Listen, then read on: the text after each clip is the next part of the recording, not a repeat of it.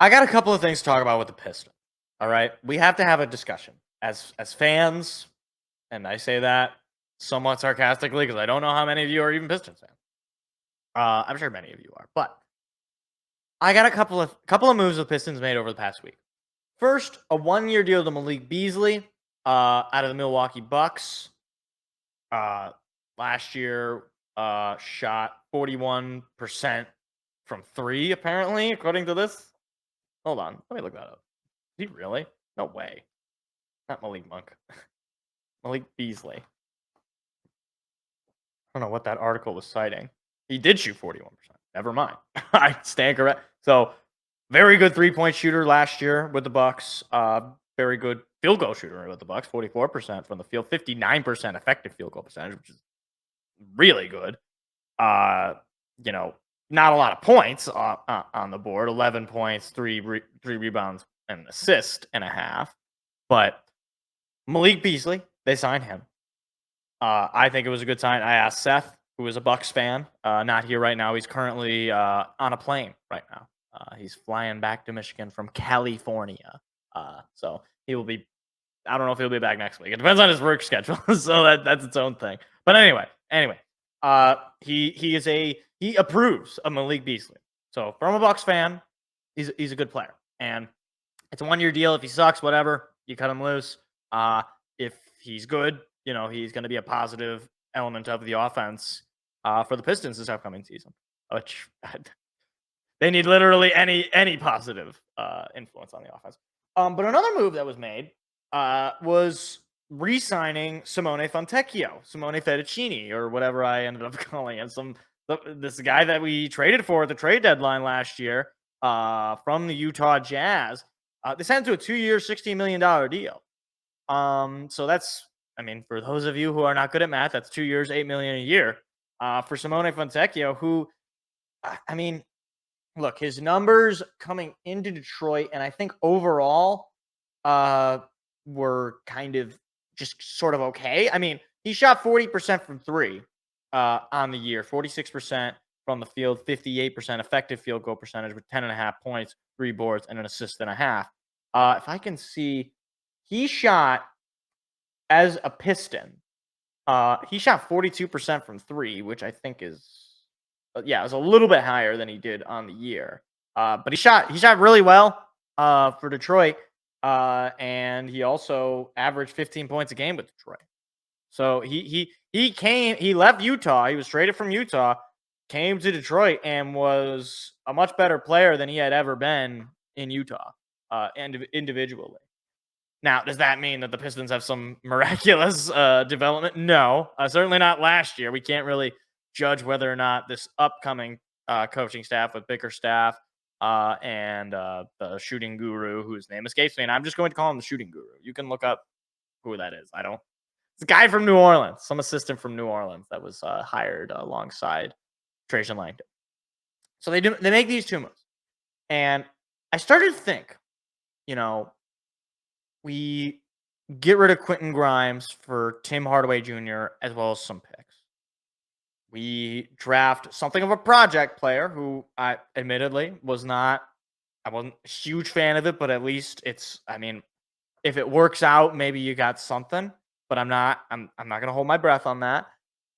You bring in my opinion, a respectable coach in JB Bickerstaff, who helped develop the Cleveland Cavaliers as recently as, these past couple of years, where they go on not a playoff run exactly, but they win a playoff series. First playoff series they had won as a franchise without LeBron since, the 1800s or whatever. And you bring in, obviously, the shooting guru who's supposed to be able to help improve the shots for some of these guys that have struggled with the Asar Thompsons, the Jaden Ivies, et cetera, et cetera. And you put it all together, and Tobias Harris, who could forget about that? Tobias Harris, you put it all together, and are the Pistons having a good offseason? Are they making competent moves? Dare I say, could they win 30 games? A measly 30. Is that possible with this team? Yes. Yes, it is. I am here. I am here to bring the hope to the Pistons fans across the world. All 45 of you guys, I'm here. I'm here to bring the gospel truth, the good news about the Detroit Pistons, which is that they have actually had a really solid offseason. All things considered. Now, before people get carried away, are they going to go win the NBA Finals? No. No, they're not going to do that. Are they going to go make the playoffs? Probably not. Probably, but could they make the play-in? Yeah, also probably not. But if all things go well, if everything works out, if you can have Ron Holland somehow just be this miracle worker, right? He just comes in, he's immediately a really good shooter, or Cade Cunningham becomes a 40 to 44% ish 3-point shooter. He becomes a very, very high level 3-point shooter. Ivy becomes a shooting threat. Asar Thompson goes from 18 to 30% shooting from three, on top of already his, really cool athleticism and defensive stuff that we've seen him produce. Jalen Durham becomes a, really up and coming potential defensive superstar or slash just rim protector kind of guy. Like, if everything goes well, and that's a bit of a stretch, then maybe we immediately can have some hope in this Trajan Langdon administration, if that's what you want to call it. Like, it's not like Trajan Langdon was taking over. I mean, obviously, they just had the worst record in franchise history. But maybe this is me, snorting the hopium like crazy. Like, they had a coach who basically didn't want to be there. They had a historically bad losing streak. They had just asset allocation that was awful. They were just a ship to nowhere, basically. They were lost at sea. And you do have pieces, potentially. Cade, I mean, obviously they seem to think he's a piece. They extended him. Is Ivy a piece? I don't know. Is Duran? Is Asar? I don't know. They haven't moved them, which tells me that I think they do think that they are pieces. I think they do think at least for right now, they don't have enough value to warrant trading them, and or they do believe that they could have an upside that is worth keeping around. I mean, in Ivy's case, he was a top 5 pick, and for a lot of people in that draft, he was seen as one of the better prospects in that draft, to the point where it was a bit of a shock that he fell to the Pistons at 5. Now, does that mean that he's going to be, Ja Morant, minus the guns, hopefully? I don't know. Is he like if he could just be, I'm trying to think of a meager example of a player who's solid but not like a superstar. Honestly, I'm gonna, because I got the Kings on my mind. I kind of want to just take a look. Like, if he could be Keegan Murray, and actually, let me look up his stats compared to Keegan Murray. So Keegan Murray, let's see if I open this. I wish I could. Dang it, I can't. I mean, like, he had about them. I mean, they had very similar stats, but Keegan Murray was a better shooter. I mean, if he can get to Keegan Murray levels of shooting, I think people would be satisfied with that, given the fact Keegan Murray was taken a spot ahead of him, I want to say. Something like that, I'm pretty sure. I mean, they're fairly comparable players as it stands right now. But you understand if he can take a step forward in his development. I mean, he was an all rookie. If that means anything.